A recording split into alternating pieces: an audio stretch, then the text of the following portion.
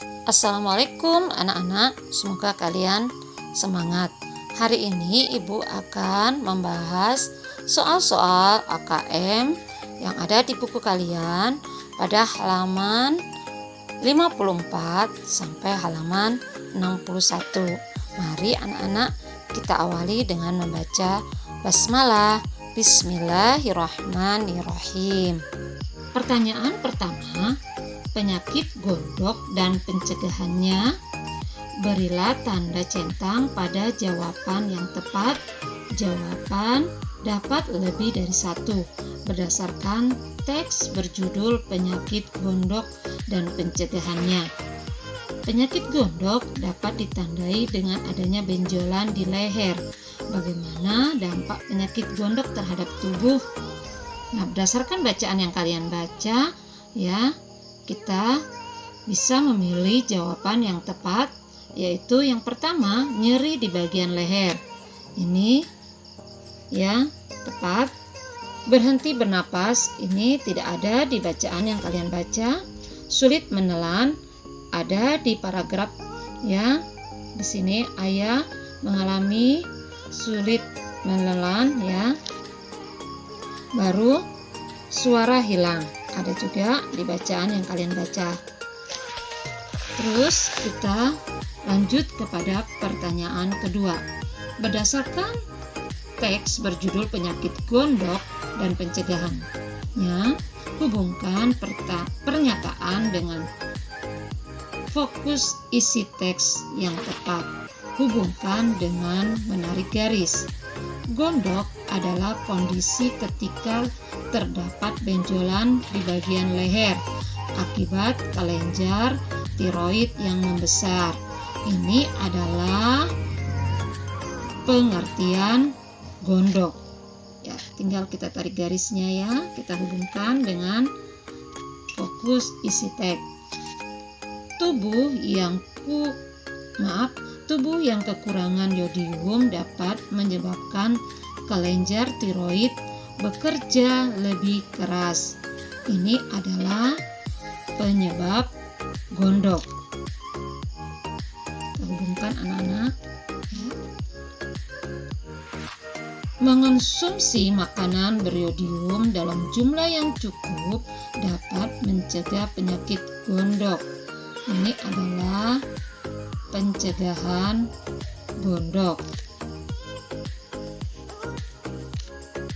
Tubuh memerlukan yodium dalam jumlah yang cukup agar kelenjar tiroid dapat bekerja optimal dalam memproduksi hormon tiroid. Ini adalah fungsi dari yodium. Sekarang kita ke pertanyaan ketiga. Berilah tanda centang pada jawaban yang tepat.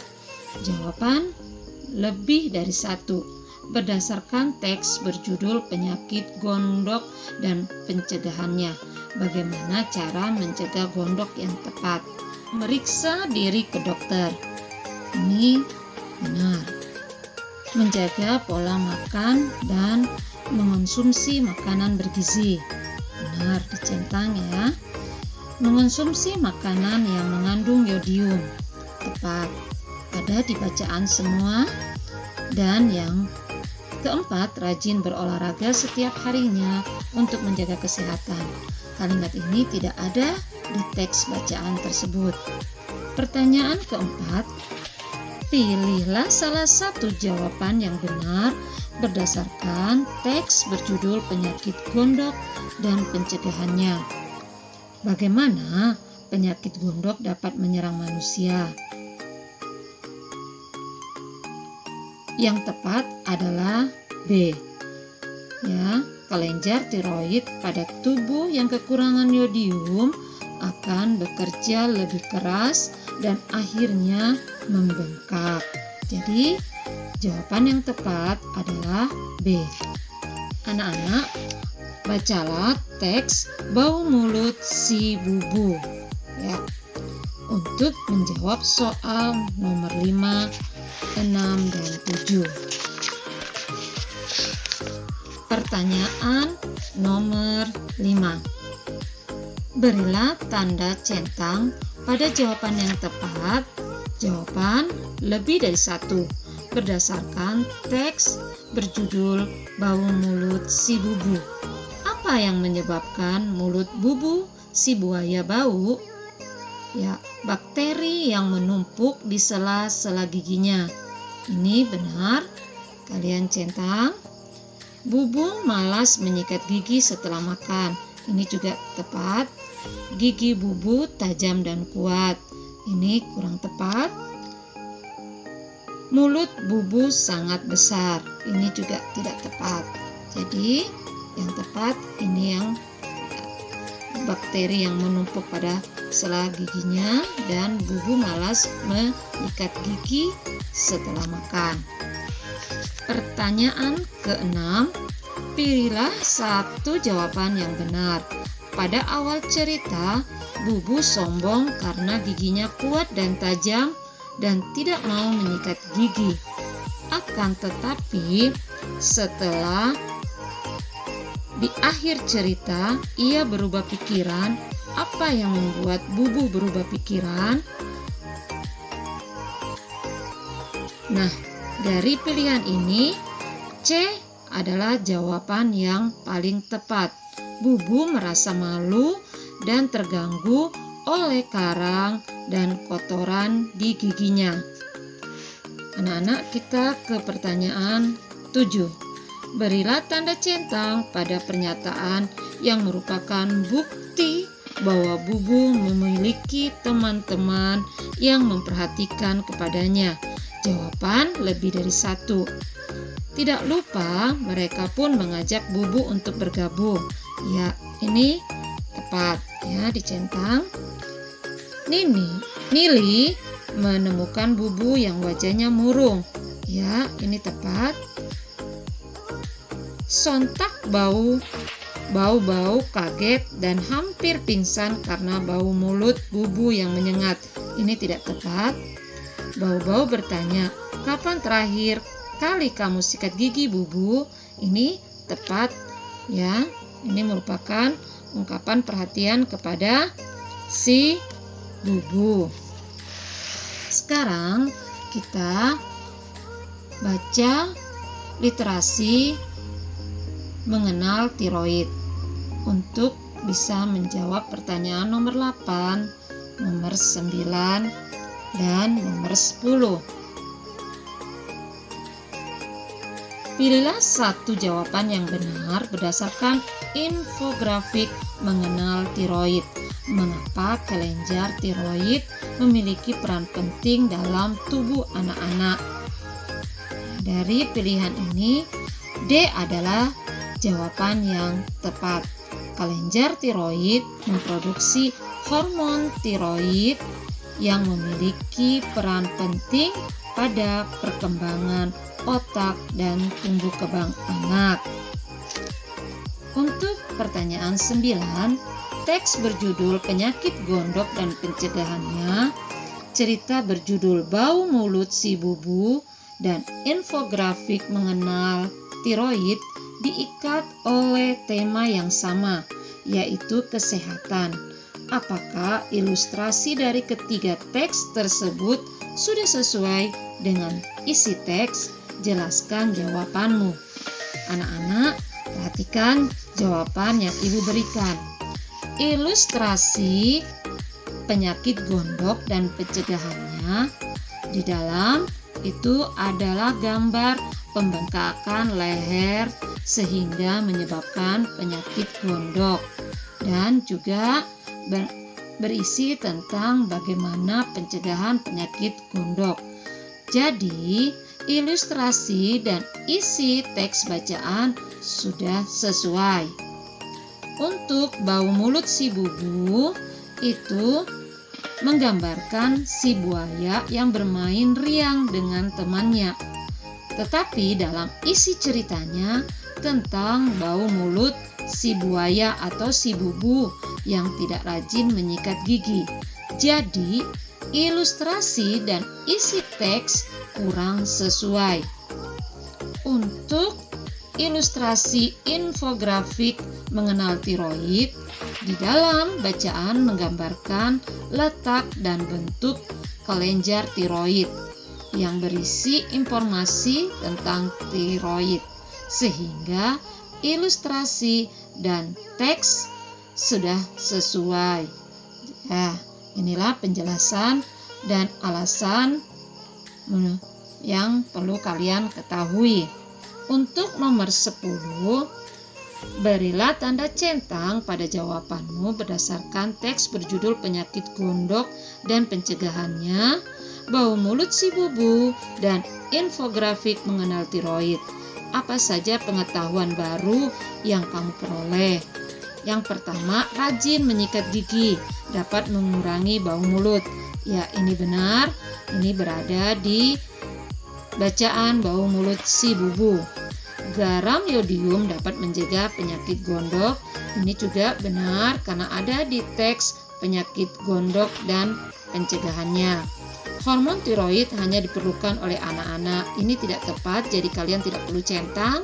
Kelenjar tiroid berpengaruh terhadap perkembangan otak manusia. Ini benar, jadi kalian centang ya. Sekarang kita ke halaman 58. Kalian baca ini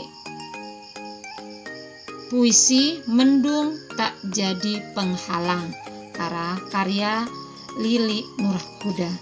Baca untuk bisa menjawab soal nomor 11 dan 12 serta 13.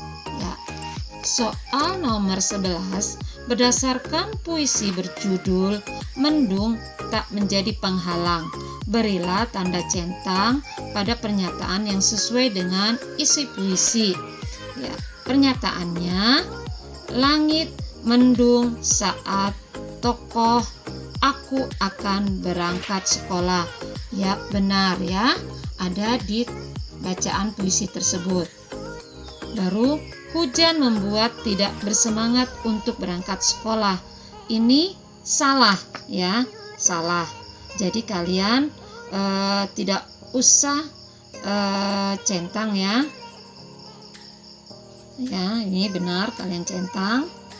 Nah, karena bukan hujan yang membuat tidak semangat, tapi mendung. Ayah memberi nasihat agar tetap semangat berangkat sekolah. Benar, ada di bacaan. Baru, tokoh aku memakai seragam putih biru. Di dalam bacaan, tokoh si aku memakai baju berwarna merah dan putih.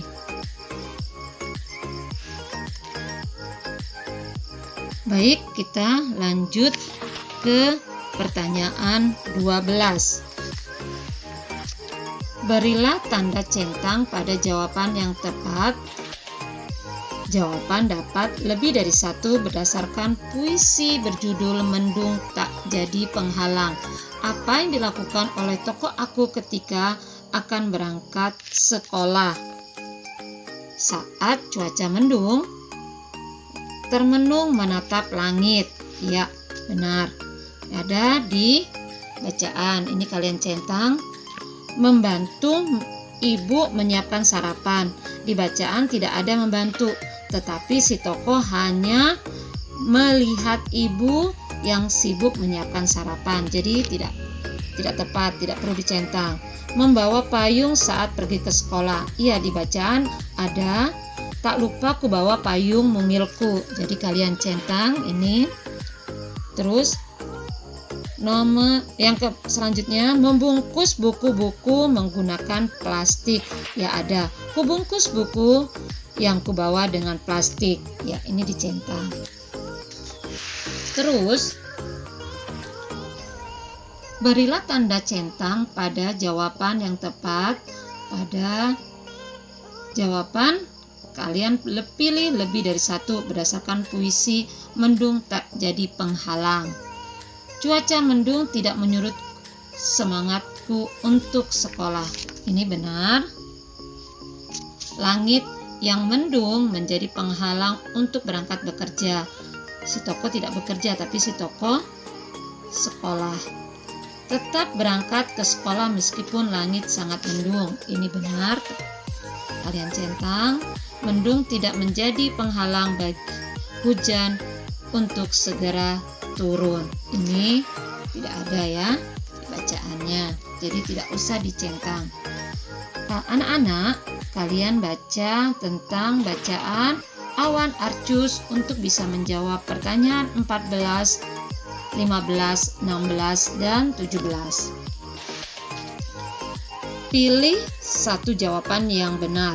Berdasarkan teks berjudul Awan Arcus, ciri awan Arcus yang tepat adalah D, berbentuk gelombang. Di sini ada bacaan ya. Di sini awan Arcus merupakan awan tingkat rendah yang panjang, tipis, dan berbentuk seperti gelombang. Ada pada paragraf pertama. Jadi yang benar adalah D.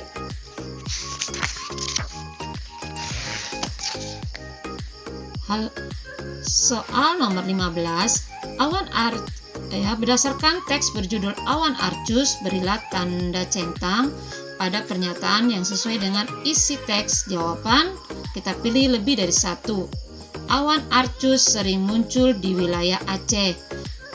Tidak ya, cuma di bacaan sini awan Arcus pernah ya, di sini ya. Awan Arcus pernah berarti tidak sering. Pernah muncul di Aceh Barat pada Senin pagi 10 Agustus 2020. Jadi pernyataan sering itu tidak tepat ya. Awan Arcus dapat menimbulkan gelombang tsunami. Tidak tepat juga. Awan Arcus dapat dibedakan berdasarkan bentuk dan ketinggiannya. Ini tepat, ada di bacaan. Awan Arcus merupakan awan tingkat rendah yang panjang dan tipis. Ini ada di paragraf pertama. Baru berdasarkan teks berjudul Awan Arcus, pasangkan informasi-informasi berikut sesuai dengan letak paragraf pada teks.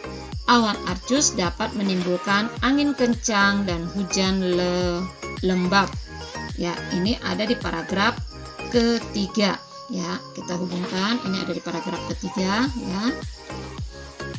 Awan Arcus pernah muncul di Aceh Barat. Ya, ini di paragraf 1.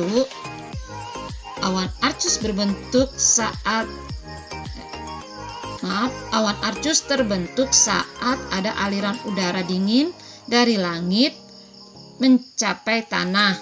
Ini ada di paragraf 2 ya. Baru jenis-jenis awan dibedakan menurut bentuk dan ketinggiannya. Ini juga ada di paragraf 1. Berdasarkan teks berjudul Awan Arcus, bagaimana proses terbentuk awan Arcus? Jelaskan jawabanmu. Nah, anak-anak, ini untuk menjawab, ini sudah ada ya jawabannya di paragraf kedua dari bacaan yang berjudul Awan Arcus tadi. Awan Arcus terbentuk saat ada aliran udara dingin dari langit turun mencapai tanah. Udara dingin tersebut menyebar dengan cepat di permukaan tanah dan mendorong udara yang hangat dan lembab naik ke atmosfer. Saat udara yang hangat menjadi dingin, terjadilah perubahan uap air atau benda gas yang menjadi benda cair. Perubahan tersebut terjadi pada saat suhu udara berada di bawah titik embun. Saat itulah awan Arcus terbentuk. Nah, inilah jawabannya untuk jawaban soal nomor 17. Nah, ini ada bacaan sahabat hujan untuk menjawab pertanyaan soal nomor 18, 19, dan 20. Berdasarkan cerita berjudul Sahabat Hujan, berilah tanda centang pada kalimat yang sesuai dengan cerita.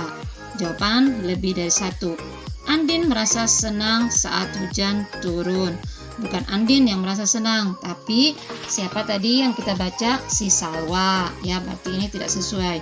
Hujan akan membuat tanaman Pak Tani menjadi subur. Ya, benar. Ada di paragraf pertama. Ya, ini kita centang. Ini benar ya. Baru Salwa selalu mengeluh ketika hujan turun. Ini pernyataannya salah ya, karena Salwa merasa senang. Andin merasa kagum saat melihat garis warna-warni di langit. Ya, ini benar. Terus pertanyaan 9. Berilah tanda centang pada jawaban yang tepat. Jawaban lebih dari satu berdasarkan cerita berjudul Sahabat Hujan. Mengapa Salwa dan Andin disebut sebagai sahabat hujan? Karena mereka sering hujan-hujanan. Tidak tepat. Karena mereka sama-sama suka hujan. Ya, ini tepat. Karena mereka kagum melihat keindahan setelah hujan reda. Ya, karena setelah hujan reda akan muncul pelangi. Karena hujan membuat tanaman Pak Tani menjadi subur. Ya, benar. Baru, puisi berjudul Mendung Tak Menjadi Penghalang, teks berjudul Awan Arcus, dan cerita berjudul Sahabat Hujan ada oleh tema yang sama, yaitu cuaca dan iklim. Berdasarkan ketiga teks tersebut, saat musim hujan tiba, terkadang terjadi banjir. Apakah dampak banjir? Jelaskan jawabanmu. Ya, banjir memiliki dampak yang tidak baik bagi manusia karena mengganggu aktivitas sehari-hari. Fasilitas umum rusak dan akan menimbulkan penyakit serta bisa memakan korban jiwa. Demikianlah anak-anak penjelasan dari Ibu.